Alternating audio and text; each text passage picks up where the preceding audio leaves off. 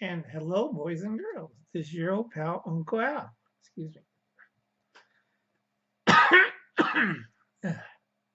Never get old. Today is part 2 of cultivating in the cold. Now, you got to remember if it's a prolonged freeze below 28 Fahrenheit, I can't do centigrade, it's too hectic. Normally I would, but with plants, Fahrenheit's a lot better. Okay, a prolonged freeze will kill the sturdiest of these cold weather crops. Now, if it's like daytime's warm and you got light heavy frost, broccoli, uh, never go blind and have cataracts. Broccoli, Brussels sprouts, cabbage, collards, garlic, kale, kohlrabi, leeks, mustards, onions, radishes, spinach, and turnips. Now you got to remember, you have to plant these in late summer or early fall, get them up to a certain height.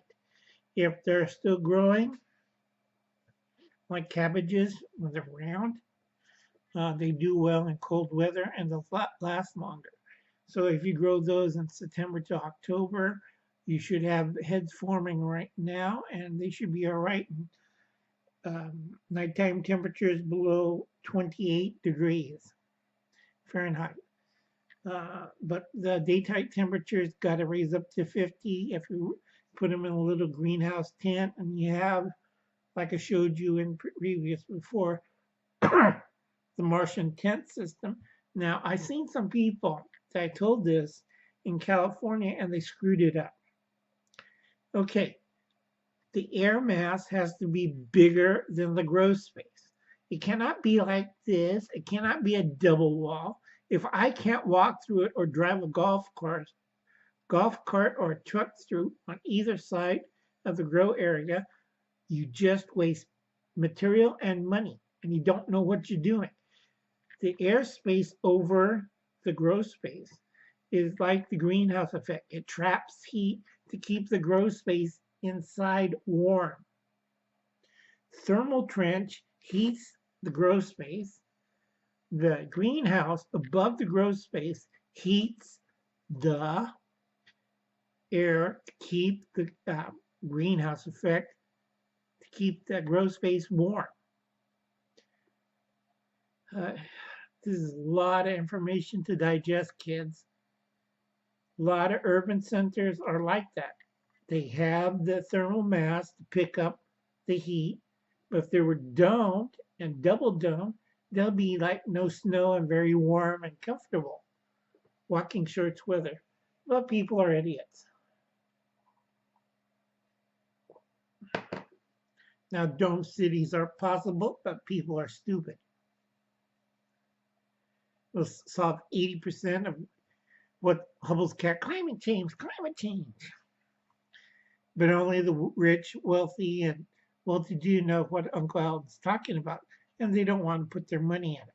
Look at France. They're taxing the poor to pay for us, rich people, us elites don't need to pay for it. We got the poor.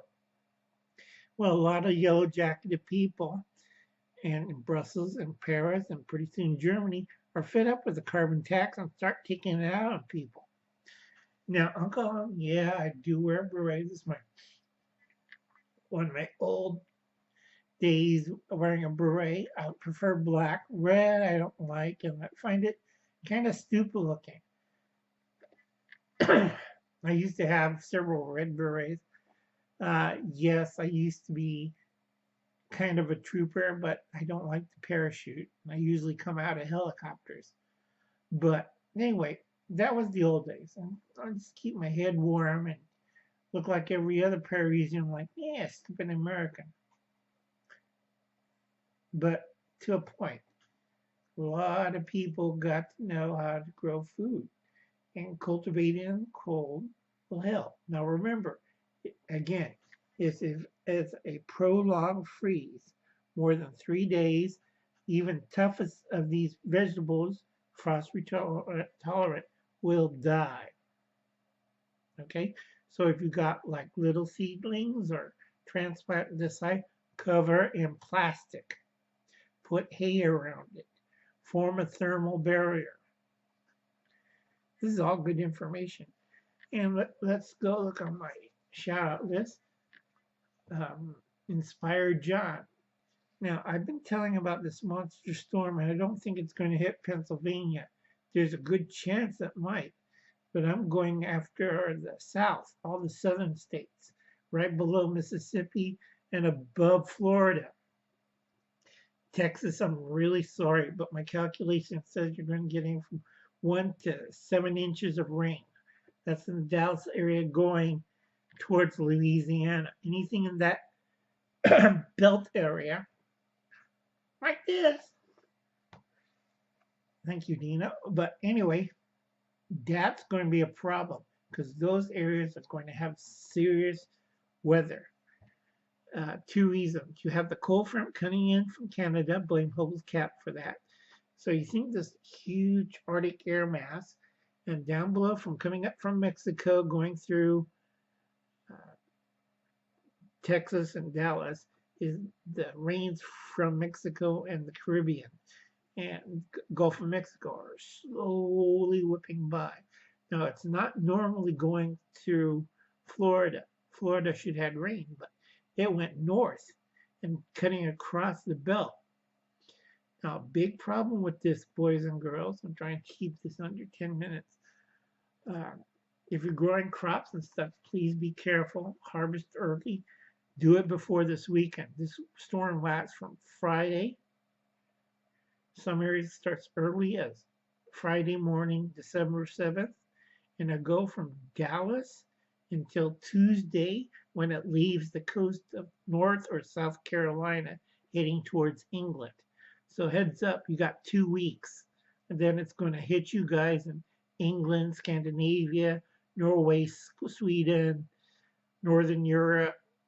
Sorry, Jordan, your area especially, because it's going to whip. All right? So please be careful. Get your bags ready, have your supplies ready.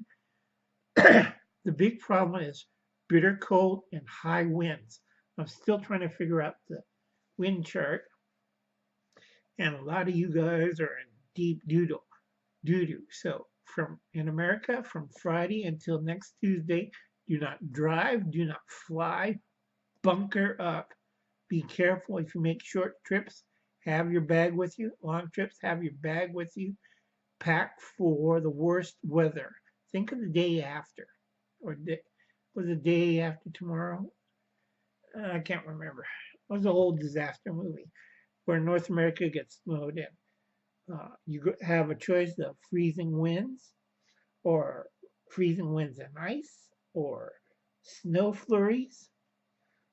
Some areas of Tennessee and North Carolina, South Carolina may get up to 2 feet of snow. Now, my calculation says 24 feet of snow. I think I fidgeted the number, so I'm not too sure about that one. So all the people in Kentucky, Tennessee, Mississippi, all you folks, God bless you. You're my prayers. If you don't survive, it was nice knowing you. Please tell other people to check out my channel who survived this horrible, massive winter storm. Our prayers to Lillian, sick with a virus, and her mother-in-law, and Chandra the Stranger in Kentucky and Tennessee. I've been really working the numbers on that one.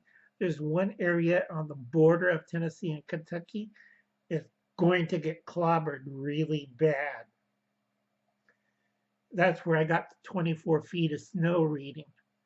So if you live in that area, you're not going to have power for a week, because I figure either you're going to have a tornado, snow-nado, or something worse. Alabama, maybe an ice storm, but you're going to have clear skies and bitter cold. My figures, I don't have my slide rule, so I can't really figure it out. Upper atmosphere, lower atmosphere, they're doing a dance, and I can't figure this one out. I wish I had my slide rule. Everybody said, Use a calculator. Who uses a calculator? I'm old. Okay. Shout outs today are Brittany. Yeah, Bethany. Bethany. I get that names mixed up. Bethany, Jeep Things Outdoor, Johnny. Sandra DeShane, God bless you. I hope you survive. Reverend Christine out in Washington. Please be careful, earthquakes. That's another calculation I'm working on. We got it from Alaska to Indonesia, probably Peru or Mexico or Central America. Myra TCK, West Wind Survival. The next one after this, I'm going to do the video, guaranteed. Even wear the same hat. Uh, Grizzly Taco. Yeah, I miss food. Been eating this diet stuff, driving me nuts. Let's see. Trying to survive and uh, Michael's signs. I hope you're okay, Michael. You're in the Illinois, Chicago area. I got some weird readings of that area. So please be careful. Please get your bag ready. Wear a lot of winter clothing. I got this weird reading for Chicago. I'm still working on it, so please be careful. Okay, boys and girls, I'll catch you later. I hope that helps. Remember, check out Jordan Jakenbrook's channel and also check out um, Just in Time Prepping coming up on Saturday. I think Will's reading or did a reading, but check out his channel. It's pretty good. Tell him Uncle Alan say hello. And everybody, this last one, I did it a little bit too long. I like to do shout outs. Make sure you say hello to Reverend Christine. Uh, check her out. Try to get her address. Send her a Christmas card or a box of inexpensive sweets. You know, cheer up a local YouTuber. Okay, folks, catch you later.